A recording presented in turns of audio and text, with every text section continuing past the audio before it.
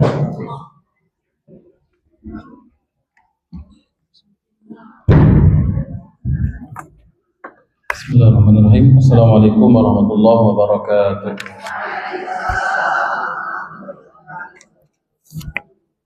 Alhamdulillahirabbil alamin wassalatu wassalamu ala rasulil amin sayyidina maulana Muhammadin wa ala alihi wa ashabihi ajma'in. Subhanaka la ilma lana illa ma 'allamtana innaka antal alimul hakim.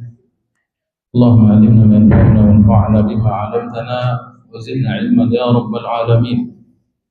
Allahumma rizukna fahfal mursalin waftah lana futuhal arifin.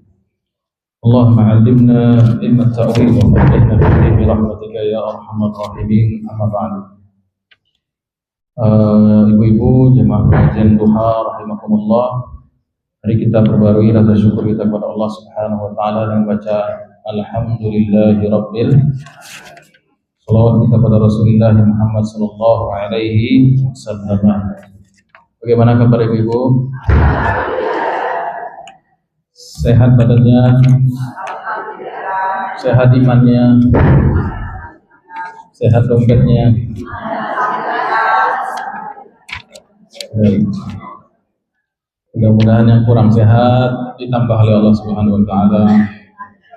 Yang berhalangan hadir mudah-mudahan diberikan taufik wal inayah, diberikan kelancaran urusan. Amin ya rabbal alamin.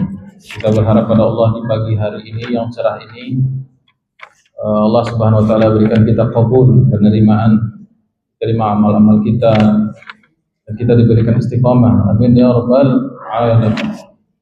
Judul kita pagi ini adalah An-Nazar. Nazar. Sudah atau belum?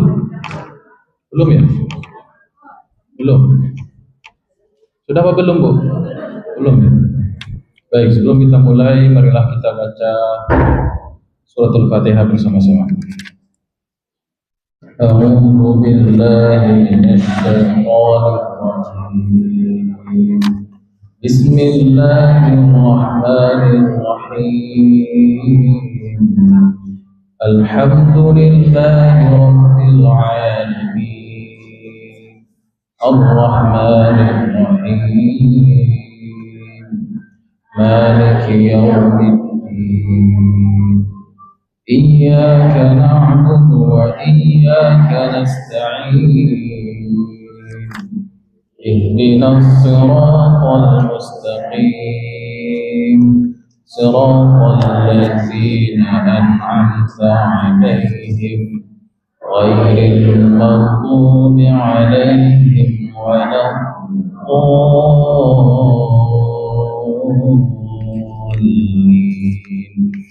Amin.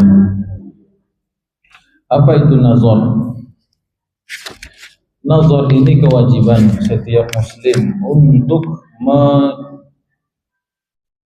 memikirkan, merenungkan, untuk memantapkan iman. Itu namanya nazar. Nazar itu secara bahasa artinya pandangan. Nazar secara bahasa artinya adalah pandangan, perenungan.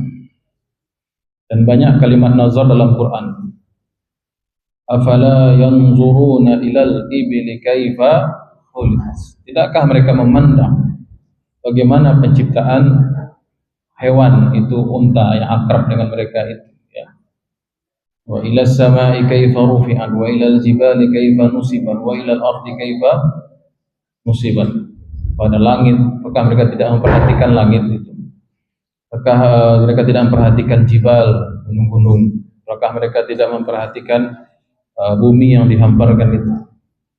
Jadi Allah Subhanahu wa taala menggunakan lafaz nazar dalam Quran. Afala yanzuruna ilal ibli kaifa khuliqat.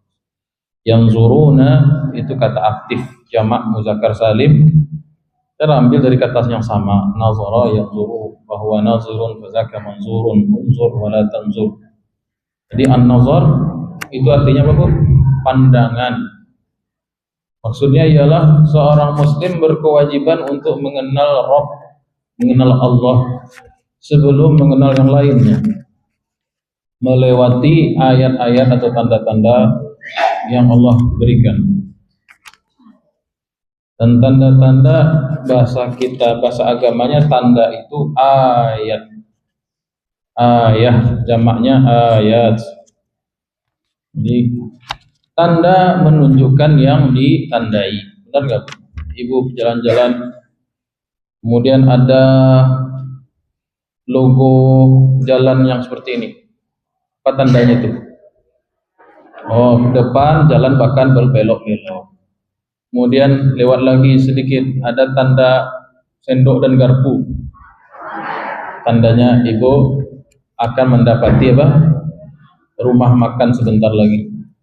Jalan lagi ada tanda kubah. Oh, berarti ntar lagi ada masjid atau musola. Jadi sebenarnya tanda itu ada untuk menunjukkan yang ditandai. Ya. Nah, tanda-tanda kekuasaan Allah itu ada untuk menunjukkan siapa? Eksistensi Allah itu sendiri. Jadi tanda-tanda itu yang mesti kita pelajari. Nah, proses mempelajari tanda-tanda kebesaran Allah itulah yang disebut dengan nazar. Ini nazar dalam pembahasan akidah ya Bu ya, dalam pembahasan akidah dan tasawuf. Adapun nazar dalam pembahasan fikih lain lagi. Nazar itu artinya kenalan. Ada seorang laki-laki mau melamar seorang perempuan, maka dia ke rumahnya. Perempuan ditemani oleh mahramnya. Lalu perempuan itu boleh memandang laki-laki, laki-laki pun boleh memandang calon istrinya. Itu juga disebut dengan nazar. Tapi topik kita bukan nazar yang itu.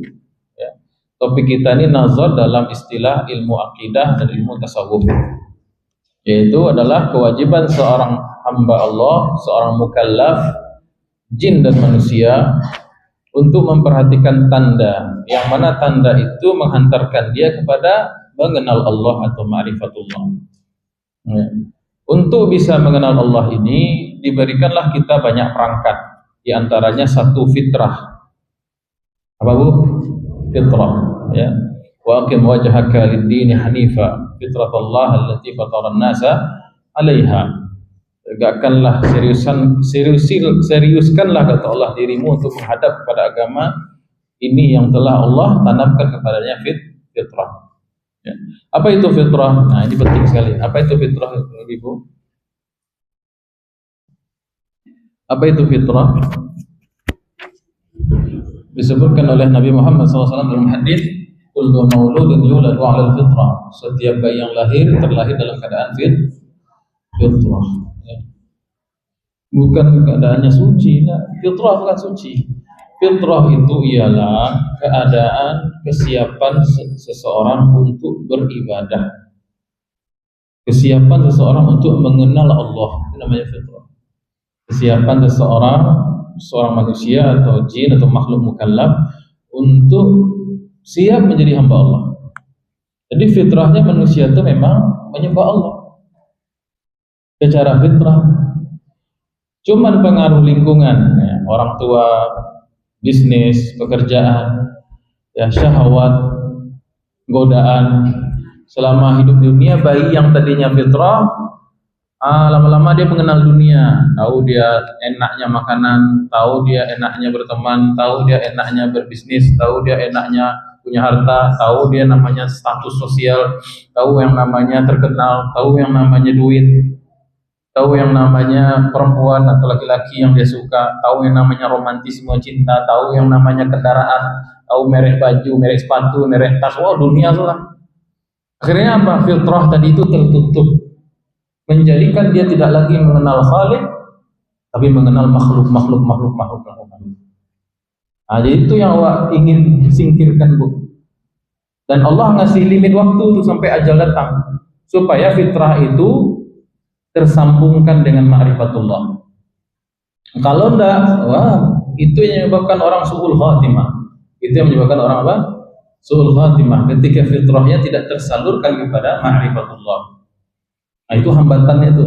Hambatan seorang untuk mengenal Allah adalah terhijab, tertutup oleh kebesaran-kebesaran makhluk. Apakah itu kebesaran pasangan, ya. Pasangan tuh cinta biasa saja, belum usah masuk ke dalam hati. Kebesaran apa lagi? Kebesaran pitih, masuk pitih ke dalam hati. Kebesaran barang dagangan, masuk dagangan ke dalam hati.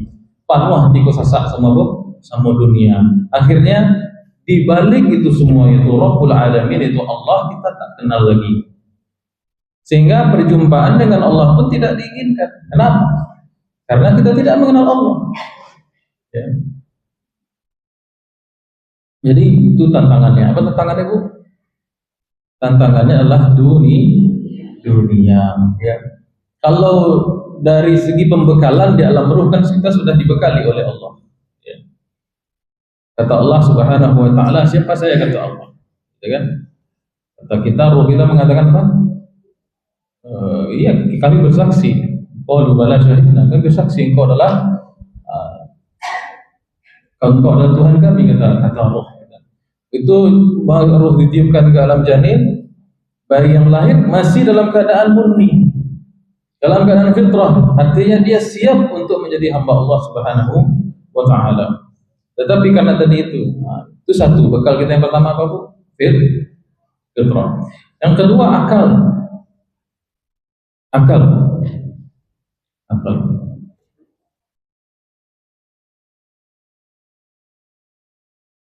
Nah, ini membedakan antara makhluk mukallaf dengan makhluk yang bukan mukallaf. Nah, ini yang membedakan antara makhluk yang wajib melaksanakan syariat dengan makhluk yang tidak melaksanakan syariat. Siapa itu makhluk mukallaf? Jin dan manusia. Apakah semua manusia mukallaf? Halo? Sudah sarapan, Bu? Kalau belum sarapan agak susah, ya. Apakah semua manusia itu mukallaf? Siapa yang bilang tidak? Apakah semua manusia makhluk mukallaf? Jokowi mukallaf nggak? Kalaf itu, mukallaf.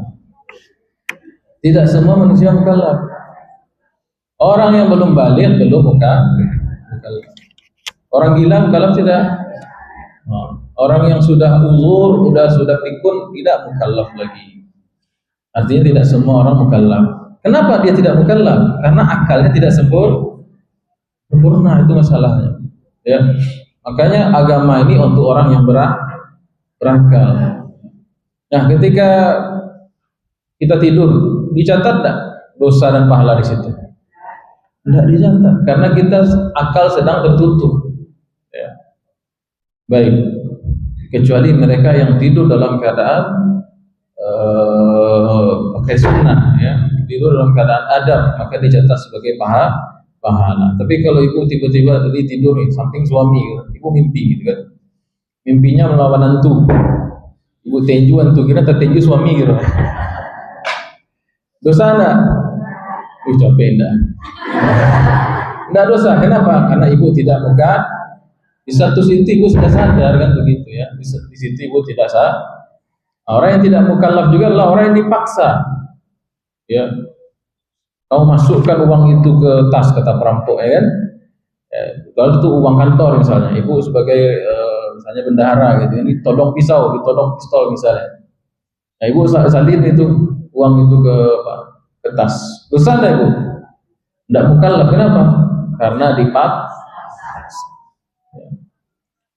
dipaksa orang atau dipaksa keadaan. Pergi ke hutan, tersesat misalnya kan, auzubillahi min zalik, tidak ada makanan, yang ada cuma babi. Makan babi itu daripada mati gitu kan, dosa enggak? Pilih enggak? Pengen banget makan babi. Ya, katanya enak, ya kan, katanya, auzubillahi min zalik. Akhirnya berdosa enggak ibu itu? Enggak, kenapa? Terpaksa. Baik. Itu bekal kita, yaitu akal sehat. Ya, karena akal itulah kita mukallaf. Apa itu mukallaf, ibu? Diamanahkan, dibebankan kewajiban syariat. Ya, dengan akal inilah yang membedakan kita dengan banyak makhluk seperti hewan, seperti tanaman, tumbuhan, ya, dan makhluk-makhluk yang lain. Baik. Kemudian apa bekalnya lagi? Panca indera. Panca indera. Mata, mata untuk melihat, telinga untuk mendengar, ya, jiwa, hati untuk merasakan, ya, semuanya adalah bekal seorang untuk melakukan nazar atau mencari atau merenungkan atau mempelajari ayat-ayat Allah Subhanahu wa taala, ya. Mata kita tidak sama dengan mata makhluk Allah yang lain. Telinga kita tidak sama dengan telinga makhluk Allah yang lain. Begitu spesial indera manusia diciptakan, ibu-ibu. Coba buka surat Al-A'raf ayat 179. Masalahnya kalau tidak dipakai mata ini, telinga ini, dan hati ini dengan benar, akal ini, maka konsekuensinya apa? Walaqad zara'na li jahannam katsiran minal jinni wal ins. Sudah ketemu surat Al-A'raf surat ke-7 ayat 179. Walaqad zara'na li jahannam katsiran minal jinni wal ins lahum qulubun la yafqahuna biha wa lahum a'yunun la yubsiruna biha وَلَهُمْ آذَانٌ لَا يَسْمَعُونَ بِهَا أُولَئِكَ كَالْأَنْعَامِ بَلْ هُمْ أَضَلُّ أُولَئِكَ هُمُ الْغَافِلُونَ. Sudah ketemu?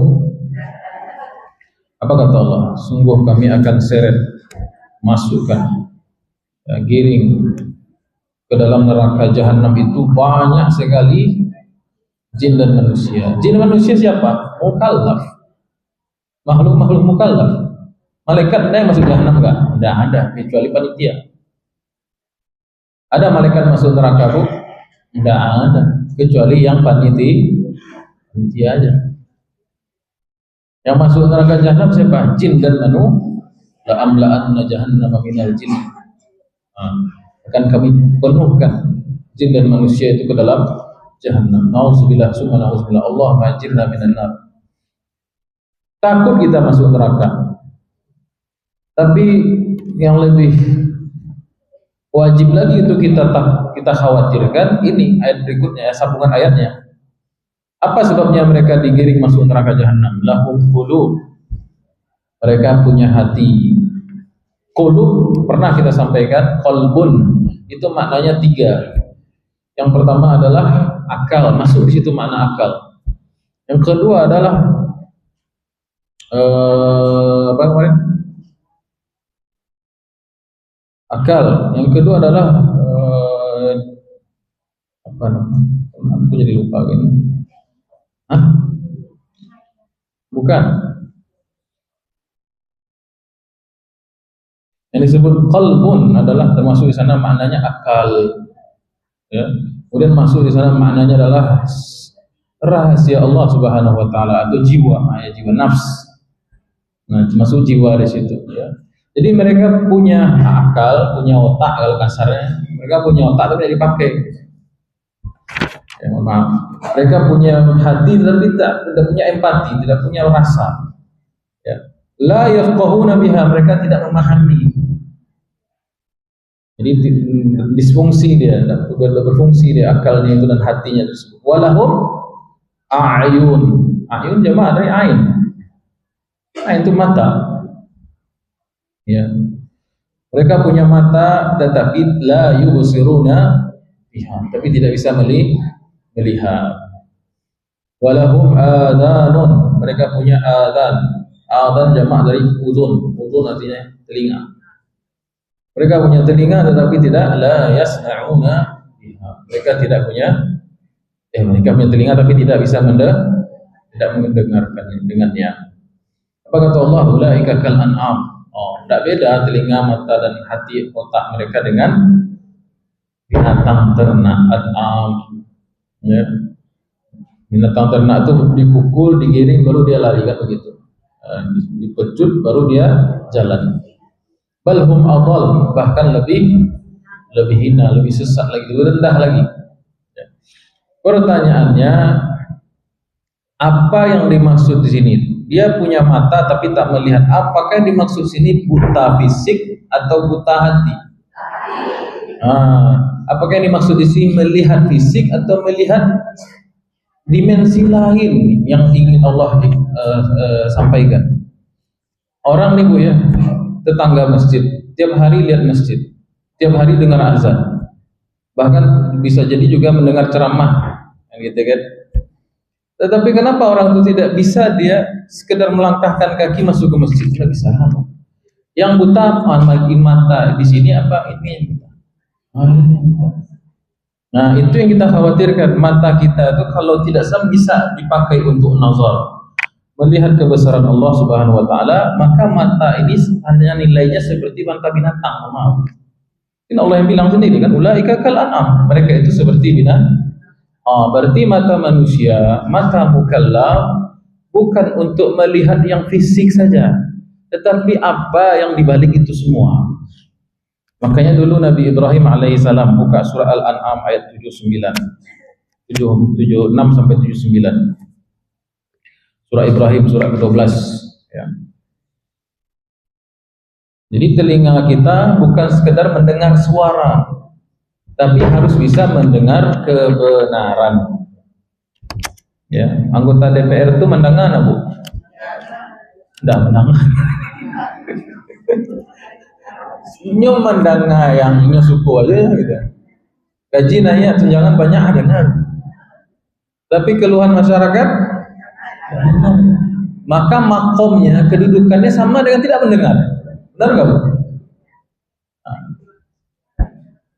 Mereka itu melihat tidak? Melihat, bahkan tidak minus, tidak silindris, tidak plus, normal matanya. Tapi cuma bisa melihat yang mereka suka, ya kan? Tapi untuk melihat kenyataan pahit di masyarakat, ekonomi dan segala macam, tidak peduli. Kedudukannya sama, tidak melihat. Nah, itu maksudnya gitu. Nah, jangan sampai mata kita tidak tembus ke bagian rohaniah. Mata ini harus dibawa untuk bisa menembus rohaniah. Telinga harus bisa dibawa untuk bisa mendengar rohaniah. Bukan hanya mendengar suara, gelombang-gelombang suara. Contohnya Ibu ya, dibacakan Quran kata. Dibacakan Quran. Quran dibaca. Orang yang membaca itu kan keluar suara, benar nggak Bu? Suara itu kan dihantarkan melalui gelombang, masuk ke telinga kita, digetarkan oleh gendang telinga. Diterjemahkan oleh otak, maka otak kita bisa mencerna. Wah, ini iramanya Sika, ini iramanya Bayati, ini iramanya itu. Tapi bukan itu maksud mendengarkan Quran. Maksud mendengarkan Quran, gelombang suaranya masuk ke otak kita cerna, kita nazarkan, kita pikirkan, turun ke hati kita, sadar kita, itu baru mendengar. Halo? Itu yang disebut baru mendengar. Kita lihat benda, ya, kita lihat benda, kita lihat matahari ini sekarang, sinar matahari, masya Allah. Kita lihat makanan, alhamdulillah. Nah, kita sudah santap makanan itu. Kalau cuma tahunya makanan itu enak, matahari itu bagus sinarnya, pohon itu hijau warnanya, berarti mata kita hanya berpindah dari tampilan visual. Hanya visual yang kita tangkap. Seharusnya mata itu nggak begitu. Yang diinginkan oleh Allah, mata kita mengenal di balik itu. Siapa yang menciptakan itu? Yaitu Allah Subhanahu wa ta'ala. Nah, itulah yang dicari oleh Nabi Ibrahim. Surah apa tadi? Surah Al-An'am ayat 76. Hah? Ya, kisah Nabi Ibrahim. Ya. Coba baca ayatnya. Walamma janna alaihi al-lailu ra'a kawkaba. Ini Nabi Ibrahim umur 7 tahun baru. Umur berapa Nabi Ibrahim? 7 tahun. Ketika malam datang, Nabi Ibrahim melihat planet-planet.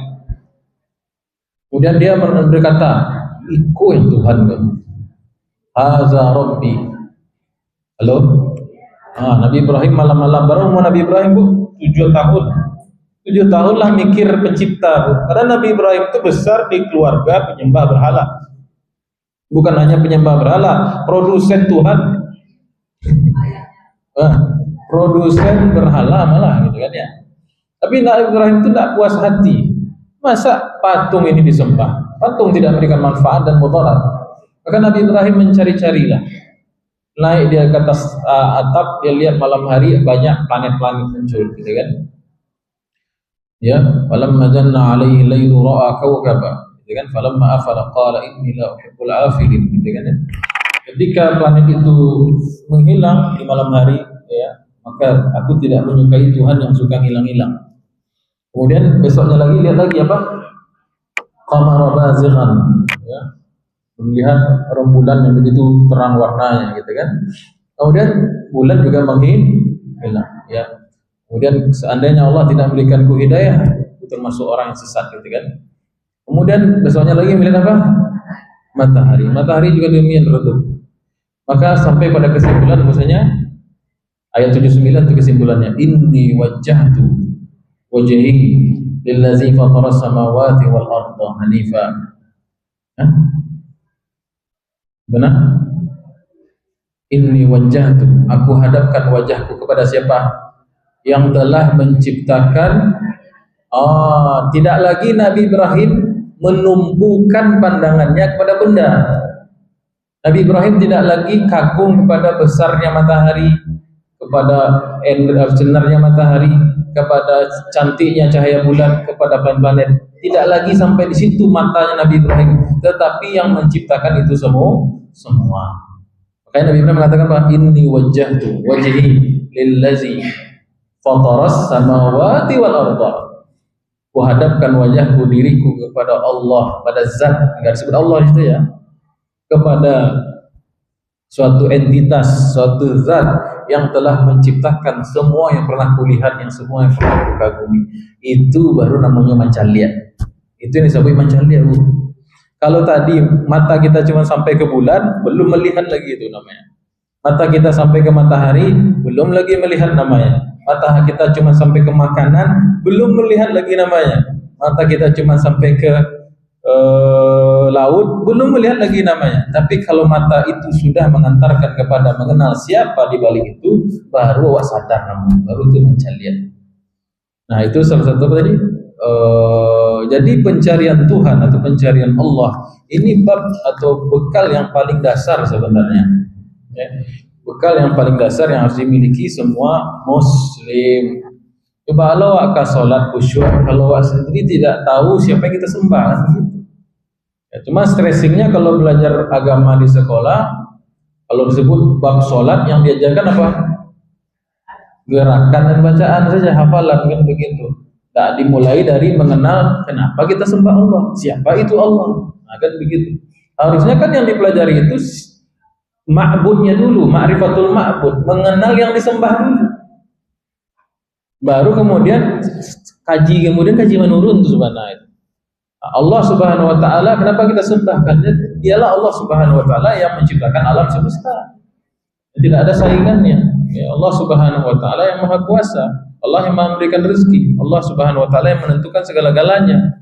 Tidak ada yang bisa menandingi, bahkan tidak ada setara dengan Allah Subhanahu wa taala.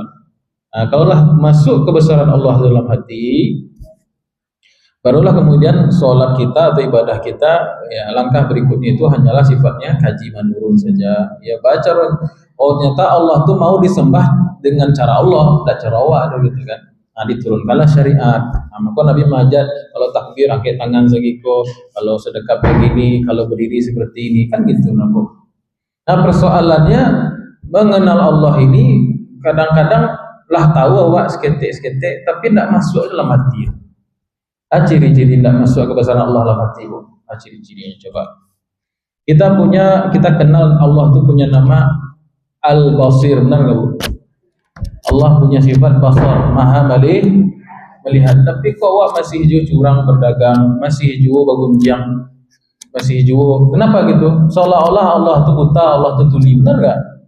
Berarti apanya yang salah? Ma'rifatullah itu masuk ke dalam hati yang walid. Semakin kita kaji nazar itu, semakin kita lakukan, maka sedikit demi sedikit maka kebesaran Allah itu bisa mampir, bisa mengkristal di hati kita. Baik. Jadi Nabi Ibrahim dan seluruh para nabi dan orang-orang soleh, Mereka itu hobinya apa Ibu? Mencari al-haq, kebenaran itu Allah Subhanahu wa taala. Masalahnya kan kita punya limit, Bu. Punya limit. Sampai kapan? Nah, sampai wafat. Ketika sudah wafat, nah tiba ujian lagi. Ujiannya man rabbuka. Nah, itu. Ya kan, pertanyaan pertama apa, Bu? Itu ujian itu. Untuk menjawab man rabbuka itu caranya adalah dengan apa? Nazar. Nah, itu yang kita pelajari sekarang. Ketika orang di dunia inilah memaksimalkan fitrahnya, memaksimalkan akalnya, hatinya, indranya, ya. Kemudian apa lagi? Memaksimalkan itu, apa lagi itu? Nubuwah, kenabian, kerasulan. Jadi adanya nabi dan rasul itu memudahkan kita untuk mengenal Allah. Makanya orang yang hidup di zaman fatrah, ibu-ibu, tahu nggak orang zaman fatrah? Manusia-manusia yang hidup di zaman kekosongan, tidak ada nabi dan rasul, tidak ada agama. Misalnya di antara Nabi Isa dan Nabi Muhammad SAW 600 tahun kan? Di masa itu bisa jadi banyak orang yang tidak kenal agama. Itu disebut dengan ahlul fatrah, atau orang yang hidup di zaman kekosongan para nabi. Pertanyaannya, ahlul fatrah dihisab tidak? Hah? Ahlul fatrah, orang yang tidak sebutnya orang yang tidak kenal agama, dihisab tidak? Tetap dihisab. Di mereka akan ditanya oleh Allah Subhanahu wa taala mengenai amal-amalnya juga sama. Cuman ya, kalau yang bukan ahlul fatrah seperti kita, itu untuk bisa mengenal Allah, untuk mengenal agama itu lebih mudah. Kenapa? Karena Nabi Muhammad sallallahu alaihi wasallam sudah mengajarkan. Nah, jadi bekal berikutnya apa, Bu? Tadi saya urutkan ya, fitrah, apalagi akal, hati itu merasakan, kemudian indra penglihatan, pendengaran, apalagi kemudian adanya dakwah kenabian, adanya wahyu, ya. Sehingga yang tadinya manusia itu repot mengenal Allah, dengan adanya para nabi dan rasul menjadi tertolong sekali. Terjadi dimudahkan gitu. Baik.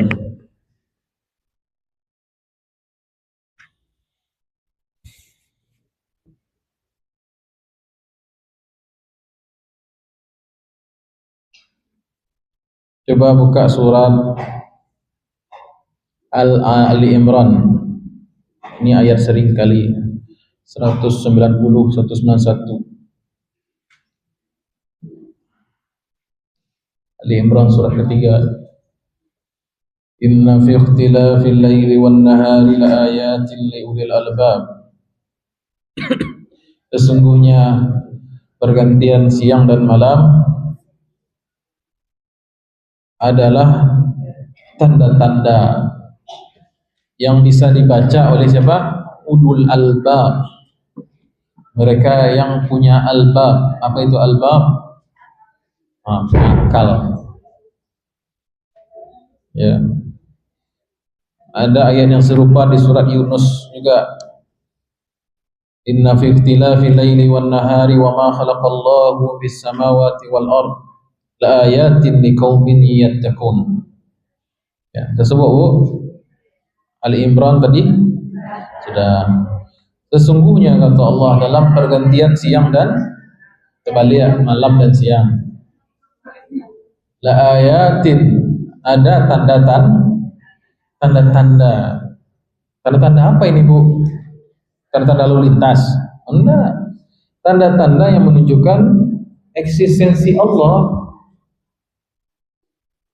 Jadi la ayatin, siapa? Syaratnya siapa yang bisa membaca tanda itu? Ulil albab. Di ayat yang lain ulin nuha. Ya.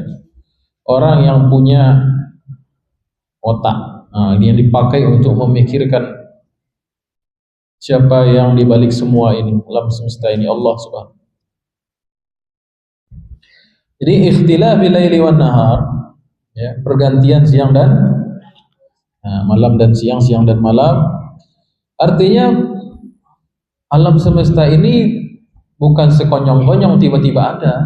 Ini membatalkan akidah orang-orang ateis yang mereka tidak mengakui adanya Tuhan. Jangankan pergantian siang dan malam, wujud daripada matahari, wujud daripada bumi dan alam ini adalah itu sudah cukup dikatakan makhluk atau ciptaan Allah, apalagi sistemnya. Ya, apalagi sistemnya ibu-ibu ya. Ini kekuasaan Allah Subhanahu wa taala ya. Artinya di dalam penciptaan Allah dan sistem yang terjadi di alam semesta ini, itulah ayat-ayat tanda-tanda yang menunjukkan siapa itu Allah ya. Allazina yazkurunallaha qiyaman wa qu'udan wa 'ala junubihim wa yatafakkarun. Nah, ini nih, tafakkur di sini nazar maknanya. Dan mereka sering berpikir ya. Berpikir dalam apa? Yatafakkaruna fi khalqis samawati wal ardh. Mereka berpikir akan penciptaan langit dan bumi, bukan memikirkan zat Allah. Kalau memikirkan zat Allah tidak sampai, ya, bisa gila gitu. Kalau memikirkan zat Allah Subhanahu wa taala. Tapi yang disuruh oleh Allah untuk kita adalah memikirkan ciptaan Allah Subhanahu wa taala. Baik. Jadi orang-orang yang paling tebal imannya siapa, Bu? Siapa orang yang kuat imannya itu? Orang yang semakin banyak melakukan nazar, tafakkur. Orang yang sering banyak melakukan nazar, imannya itu kuat. Jadi iman itu bukan datang dari langit seperti mana kita minta, ya Allah kasih saya emas. Turunkah dari langit? Enggak, tetapi ada usaha menabung karajo, menabung uang. Amin lah maha kini Bu. Para segram ini 2.050.000. Kau tahu Ustaz? Kamu kali amin. Baik. Jadi tidak bisa kita, ya Allah kuatkanlah imanku. Enggak bisa. Harus ada usaha. Ya memang betul pada ujung usaha ada kehendak Allah. Tapi untuk sampai kepada kehendak Allah, usaha dong. Ya. Kalau ahlu sunnah wal jamaah berprinsip usaha itu wajib, tapi menyandarkan hati pada usaha haram, tidak boleh, syirik. Ya, kata ulama, tarkul asbabi jahlun wal i'timadu 'alaiha kufrun. Meninggalkan wasilah, meninggalkan asbab, meninggalkan usaha itu kebodohan. Namun menyandarkan hati kepada usaha itu kesyirikan. Makanya orang Islam, orang beriman itu badannya boleh latih tapi hatinya sakinah. Badan kita capek bekerja tidak ada masalah, tapi asal jangan hati capek juga. Hati nan capek itu, hati nan lelah itu, maaf. Hati nan panik itu hati yang tidak tawakal kepada Allah Subhanahu wa taala. Baik. Kemudian apa lagi? Di surat Muhammad, surat ke-47 ayat 24. Apa kata Allah? Afala yatadabbaruna al-Qur'an am ala qulubin aqfaluha. Tidakkah mereka itu mentadabburi, bertafakkur, melakukan nazar pada ayat-ayat Allah Subhanahu wa taala dalam Al-Qur'an? Ayat Allah ada dua, ini penting sekali Bu ya. Ayat Allah itu ada dua macam, ada tiga, maaf. Ayat Allah itu ada tiga macam. Ada ayat yang basah, ada ayat yang kering, dan ada ayat yang hidup. Ayat yang basah apa itu? Alam semesta ini. Dan ayat Allah yang kering adalah ayat-ayat yang ada dalam mushaf Quran. Atau bahasa lainnya, ayat basah itu ayat kauniyah, alam semesta. Ayat kering itu bahasa lainnya adalah qauliyah. Ya, ada, mohon maaf, spidol ada. Nah, nampak spidol.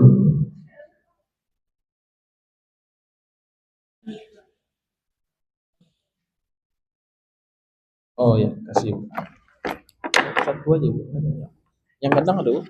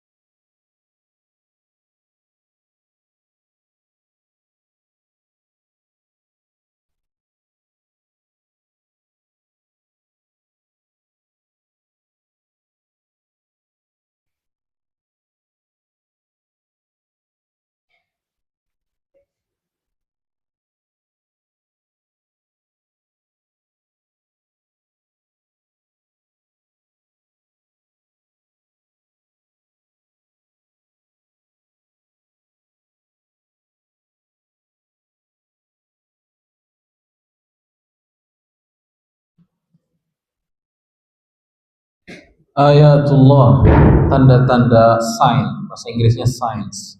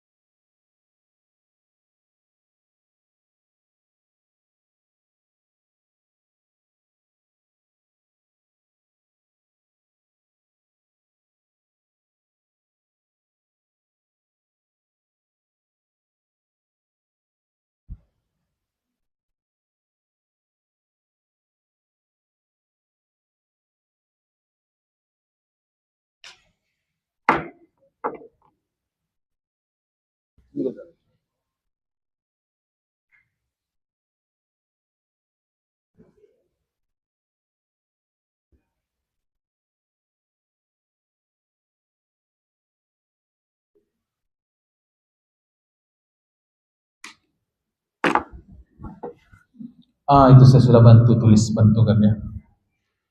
Nazar hukumnya bukan sunnah, nazar hukumnya wajib. Kalau ibadah boleh kita taklid, tiru-tiru orang sholat boleh, ditiru ustad, jadi ustad. Tanya ustad, tidak perlu tahu dalilnya, tidak apa-apa.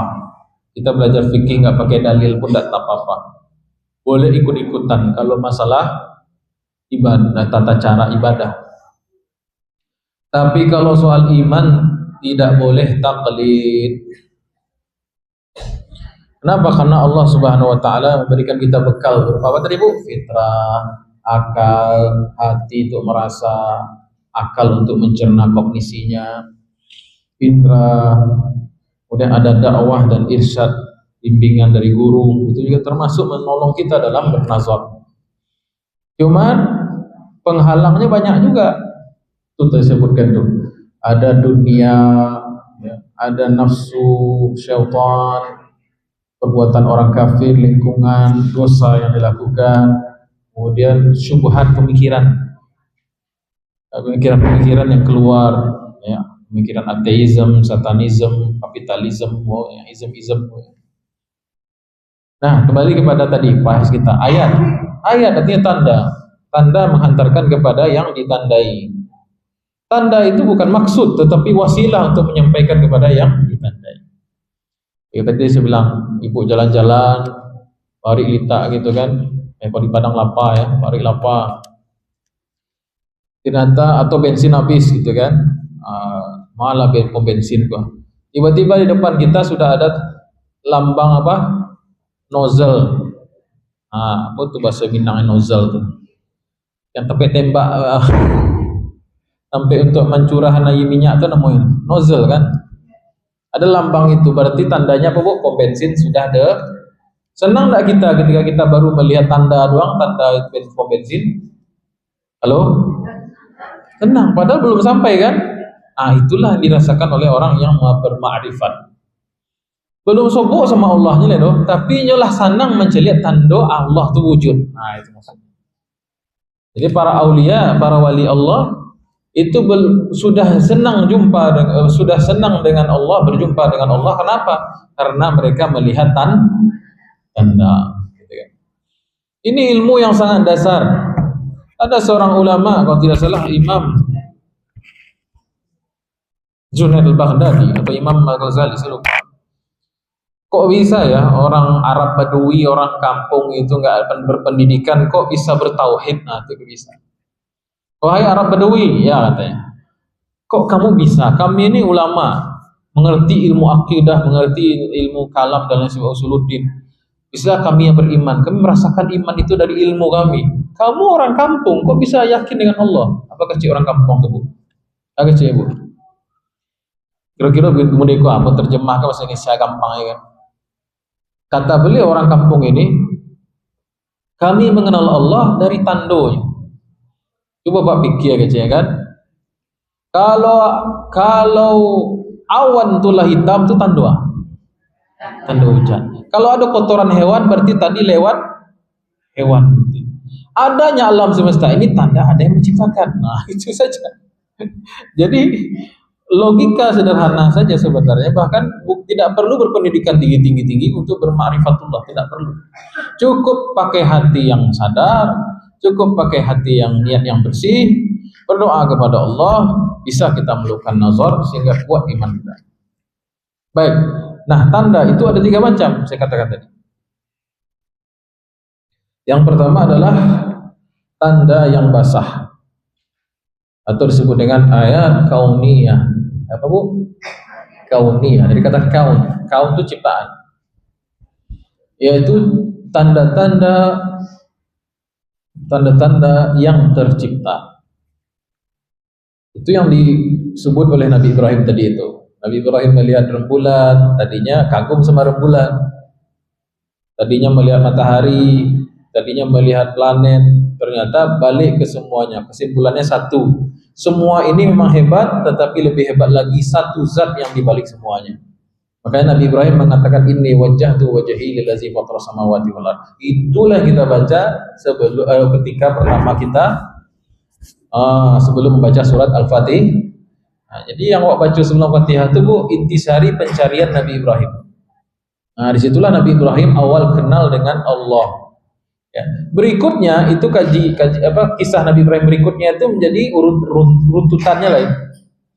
Maka Nabi Ibrahim mengingkari patung-patung yang disembah oleh kaumnya, ditangkap oleh Namrud, dibakar dan lain sebagainya. Itulah kaji menurun. Tapi awalnya dari mana Nabi Ibrahim bisa hebat? Nazar. Rasio ya. Rahasia kenapa para wali Allah, para nabi itu menjadi mulia karena apa bu? Amalan apa? Nazar. Nah, dan jumhur mayoritas ulama mengatakan hukum nazar ini wajib, bukan sunnah. Baik, kemudian ayat yang kedua, tanda-tanda Allah yang kedua apa? Al-qauliyah. Apa itu qauliyah? Dari kata qaul. Qaul itu artinya ucapan, ya. Maksudnya ialah kalamullah. Jadi ayat Allah yang awak baca itu bu, Al-Quran itu disebut dengan qauliyah. Nah, sebentar, ada yang ketinggalan. Ayat kauniyah pendekatannya melalui ilmu pengetahuan alam.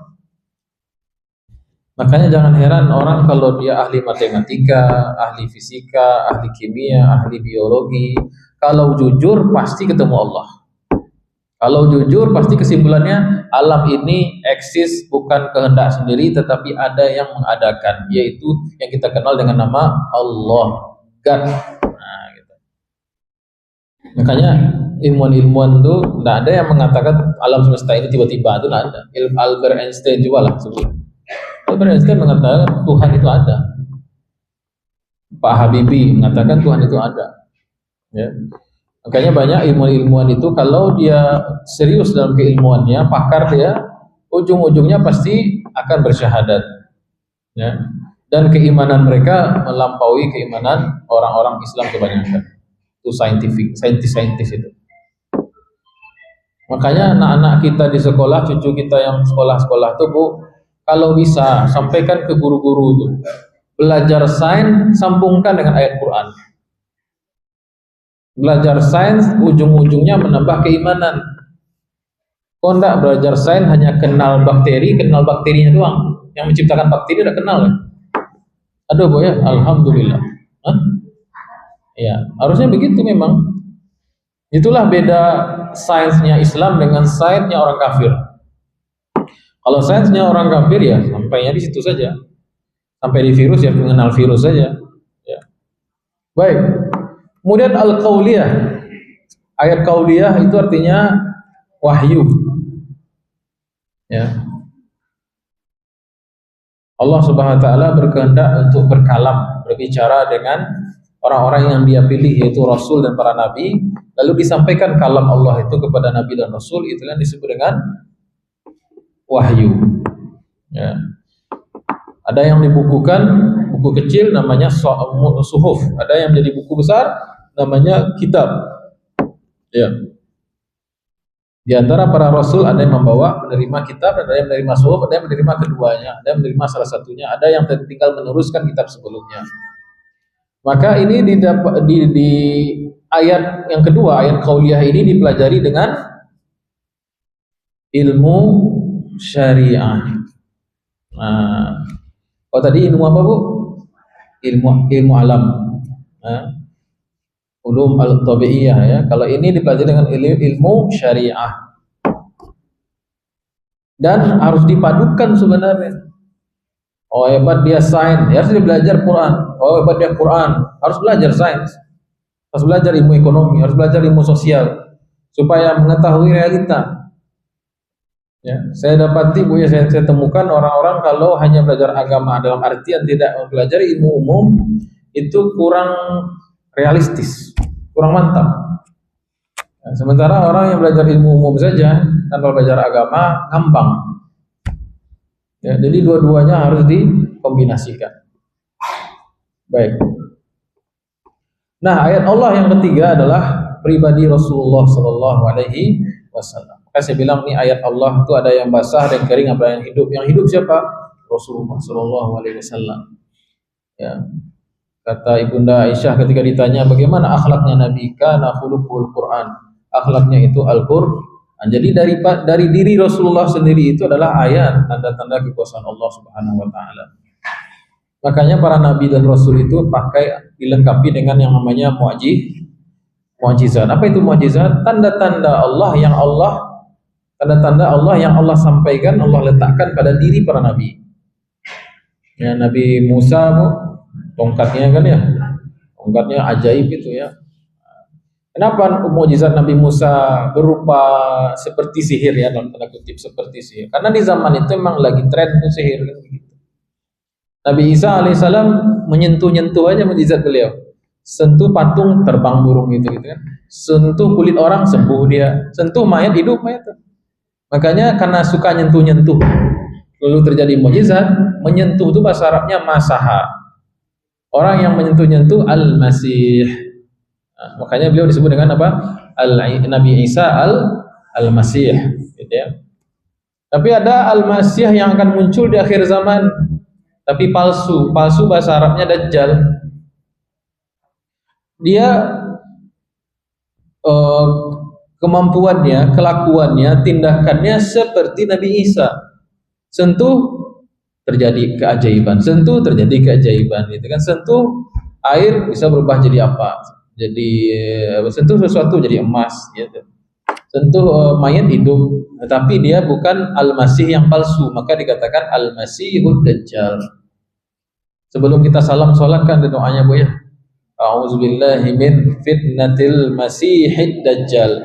Ya Allah, aku berlindung pada Engkau dari masih yang palsu, bukan al-masih yang asli, itu al-masihid dajjal. Karena di akhir zaman keluar dajjal seolah-olah dia membawa ayat-ayat Allah. ya, pada dirinya yang berlaku mukjizat, padahal itu istidraj. Ya, padahal itu permainan setan dan jin, gitu kan? Karena Dajjal ini manusia, Bu. Nah, akhirnya Dajjal yang palsu ini matinya karena siapa? Dajjal yang palsu. Al-Masih yang palsu ini matinya oleh siapa? Al-Masih yang asli. Nah, gitu. Jadi Al-Masihud Dajjal dengan Al-Masih Isa Al-Masih berbeda, 180 derajat perbedaannya. Baik.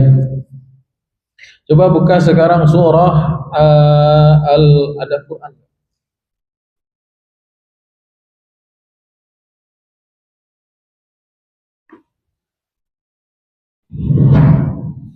Surah Abasa,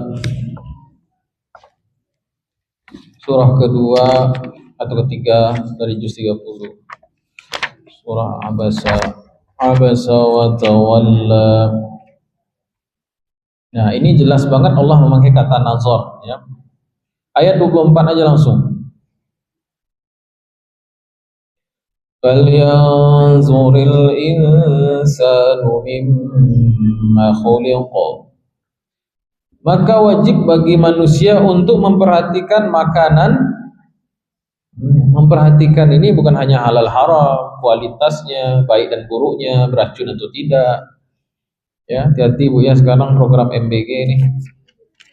Ya. Makanan itu sebenarnya bukan hanya soal anggaran Bu ya. Aku rasio torawasnya Bu ya.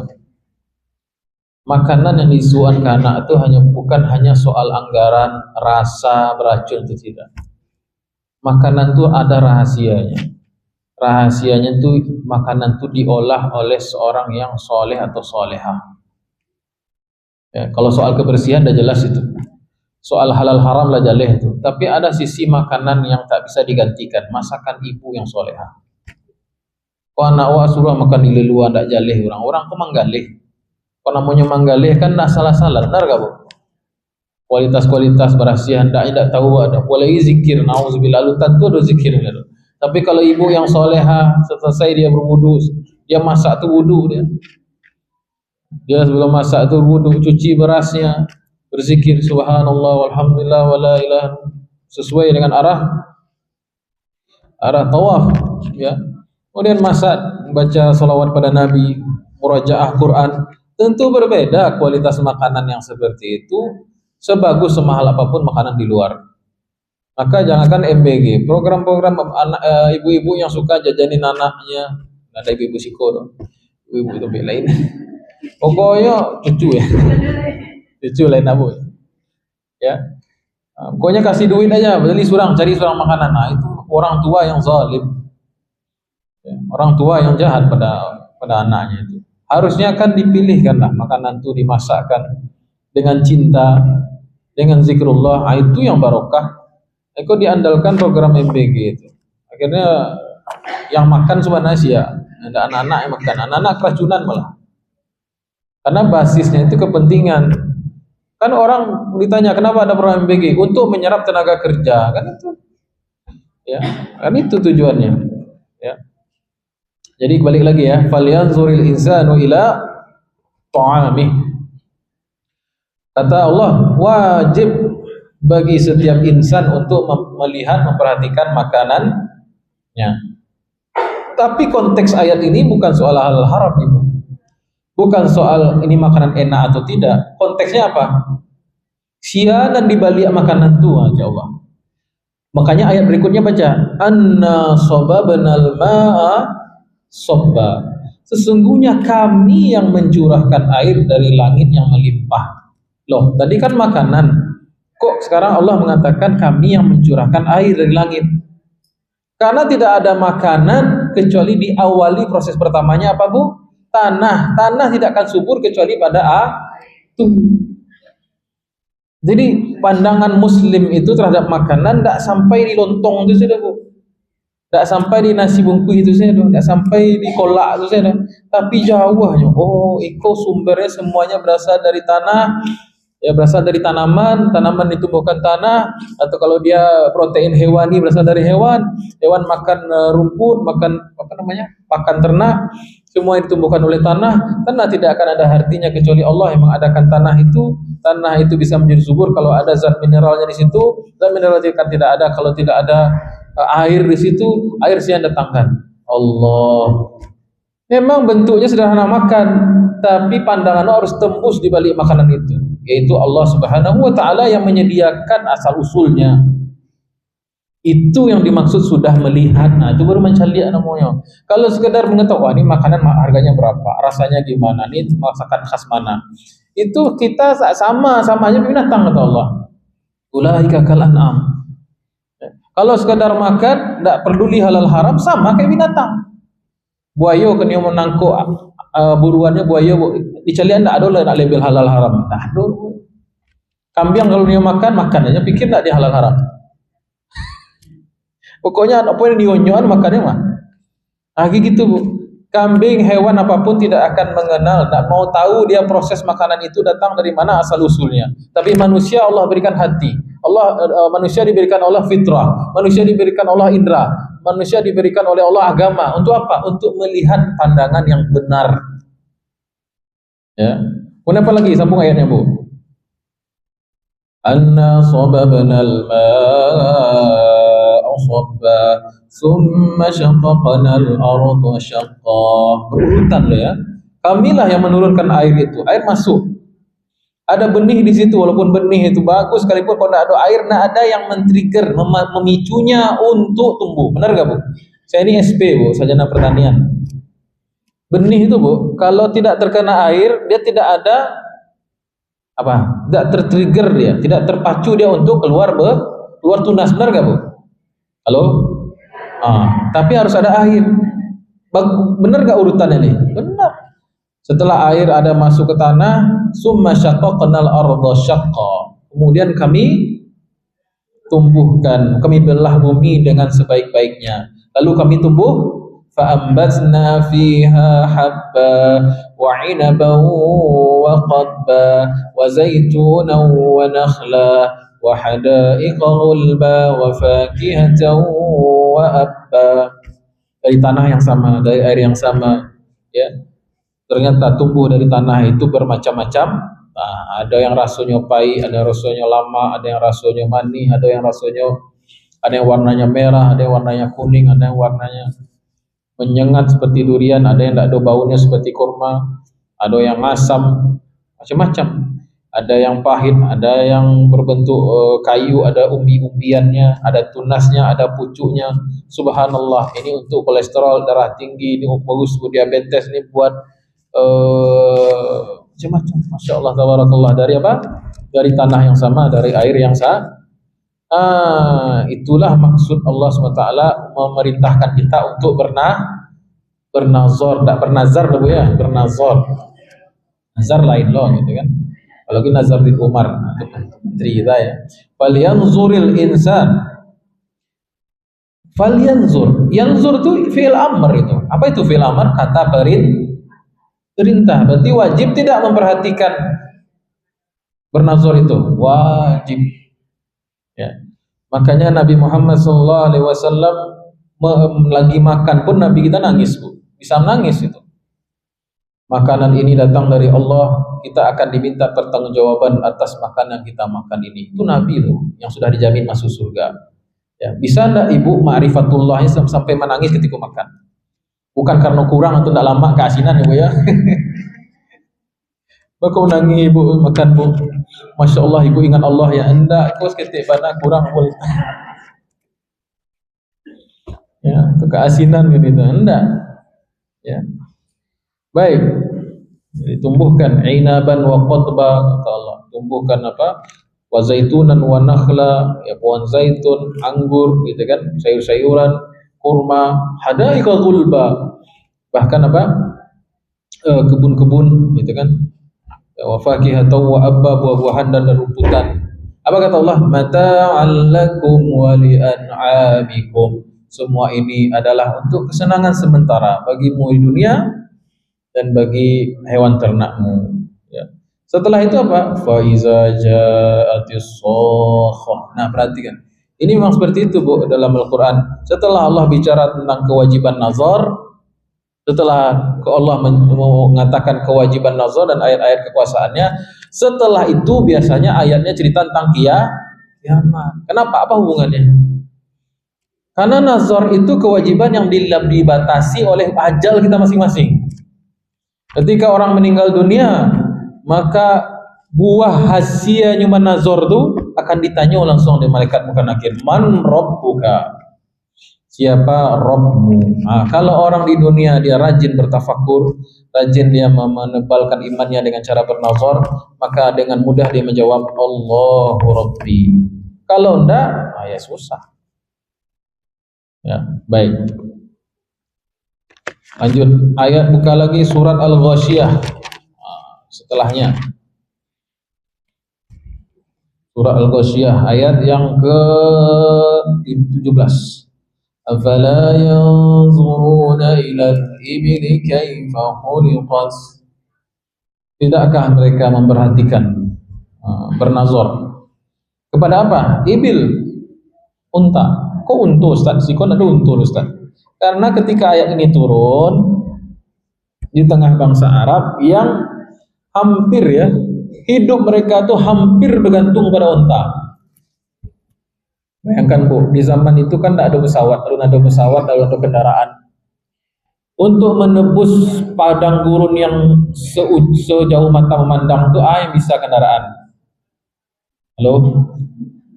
Lah motor metik Bu. Aduh. Untuk bisa berdagang menggalih itu buat orang latas syita iwas itu mereka memerlukan hewan yang namanya unta. Makanya untu disebut di situ. Ya.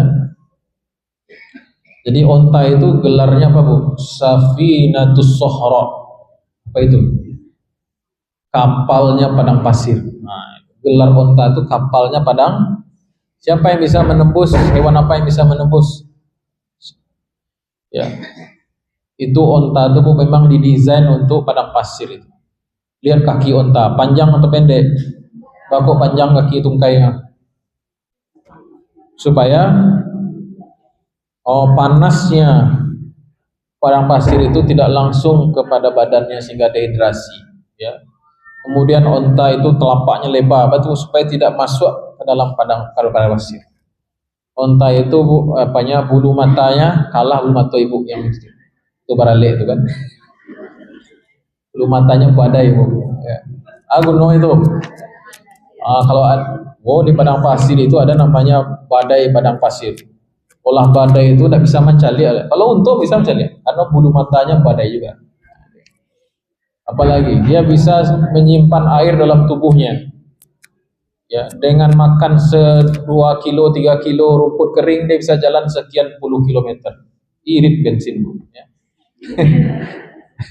Kemudian apa? Elok laku pokoknya. Ya, dia bisa menahan rasa haus berhari-hari. Tapi sekalinya minum sebuah air, apa yang berapa minum Bu? 20 liter langsung. Makanya orang nyebut minum kayak minum untu orang. Nah, cari di YouTube minum onta minum air, coba cari itulah minumnya. Baik. Jadi memang orang Arab di zaman dahulu ketika ayat ini turun memang bergantung sekali dengan onta. Tetapi Allah ingin mengajarkan, kok kamu bisa bergantung sama onta? Tahukah kamu onta itu siapa yang ciptakan? Seharusnya kan begitu. Kenapa kita bisa bergantung kepada makhluk padahal makhluk itu adalah bergantung kepada izin Allah SWT. Harusnya bergantung kepada Allah Subhanahu wa taala. Jadi Allah SWT mendidik kita melalui ayat ini ketika mengendarai kendaraan, itu onta, konteksnya di sini onta ya. Maka jangan yang dilihat itu mata hanya melihat onta, tapi mengingatkan kita kepada nikmat Allah Subhanahu wa taala, ciptaan Allah. Itu maksud. Kemudian apa lagi? Wa ilas samai kaifa rufi'at. Tidakkah kamu perhatikan mereka bagaimana langit itu ditinggikan? Wa ilal jibali, dan hendaknya mereka memperhatikan gunung-gunung bagaimana dia ditancapkan. Wa ilal ardi kaifa sutihat, bagaimana bumi itu dihamparkan. Jadi ini visualnya orang Arab di zaman dahulu. Nya naik di atas unta nyoko tagaknya berjalan di atas bumi. Pedomannya adalah gunung. Kalau safar orang dulu pedomannya gunung. Kalau tidak gunung di malam hari bintang.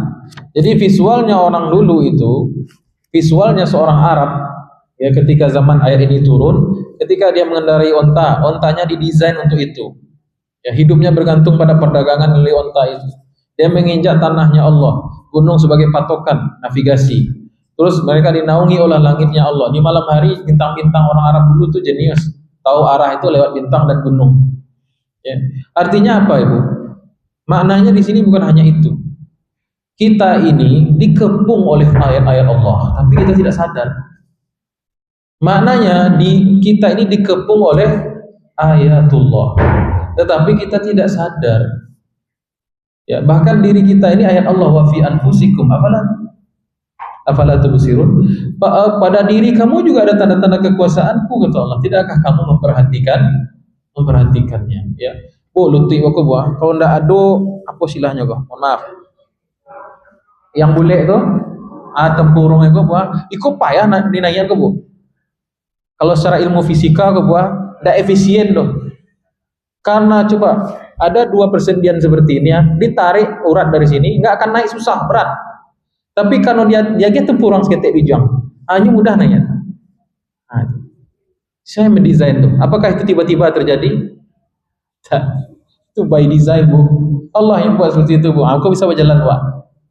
Aku bisa lanang mau kan. Nah, mudah-mudahan ibu yang kakinya sakit sembuh ya. Ya.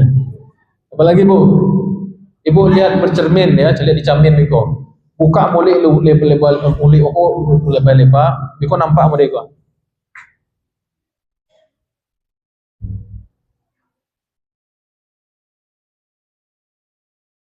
Anak mau itu bu, tidak sekadang tuan doh. Tapi kira-kira mau itulah gitu ya. Anak TK ya, anak TK, ya. Gunno itu bu. Hah? Aksesoris. Gunno itu. Untuk apa?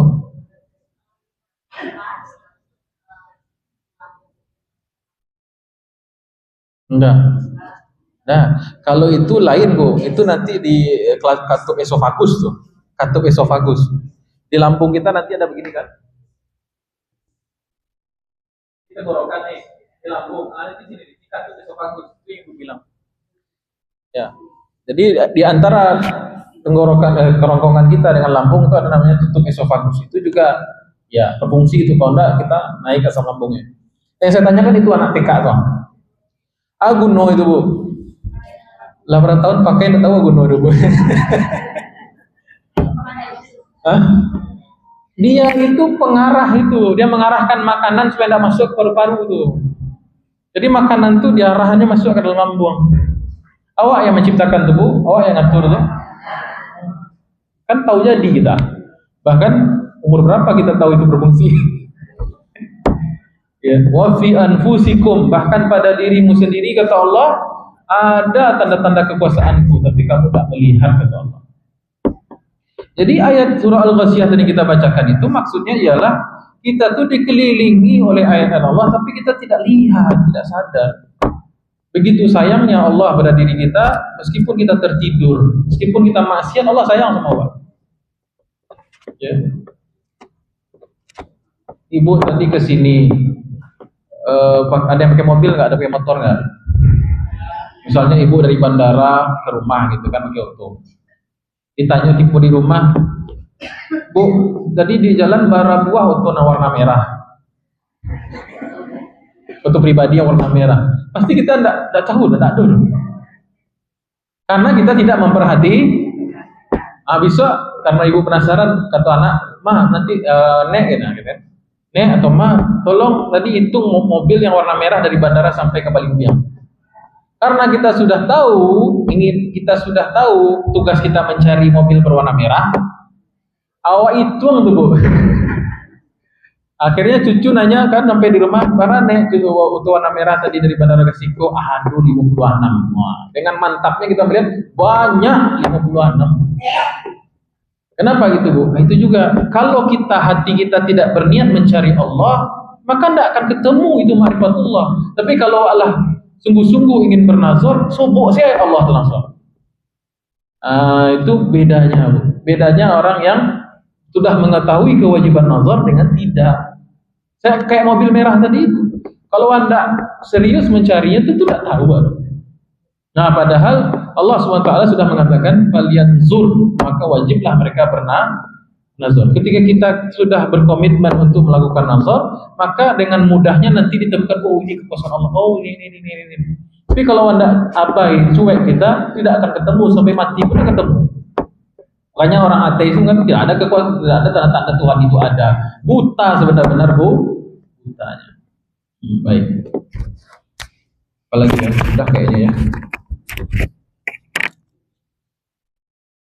Nah, sebenarnya banyak ya Bu ya. Surat Yasin itu juga penuh dengan surat Yasin halaman ketiga sampai halaman berikutnya itu penuh dengan. Tapi itulah intinya Quran Bu. Banyak sekali ayat yang merintahkan kita untuk melakukan nazar. Kewajiban untuk memperhatikan ayat-ayat Allah Subhanahu wa taala. Itulah pangkal daripada kenalnya hati dengan pemiliknya yang asli, yaitu Allah Subhanahu wa taala. Baik. Itu kajian kita pagi ini, mudah-mudahan bermanfaat. Saya mohon izin pergi dulu karena ada jadwal yayasan ya. Tadi kartu nama sudah dibagikan Bu ya. Nah, mudah-mudahan kalau ada yang mau konsultasi masalah harta, masalah zakat, hibah, waris, warisan, silahkan ke yayasan kami. Banyak maaf salah kurang. Assalamualaikum subhanakallah rabbana bihamdika asyhadu an la ilaha illa anta astaghfiruka wa atubu ilaik. Banyak maaf. Assalamualaikum warahmatullahi wabarakatuh.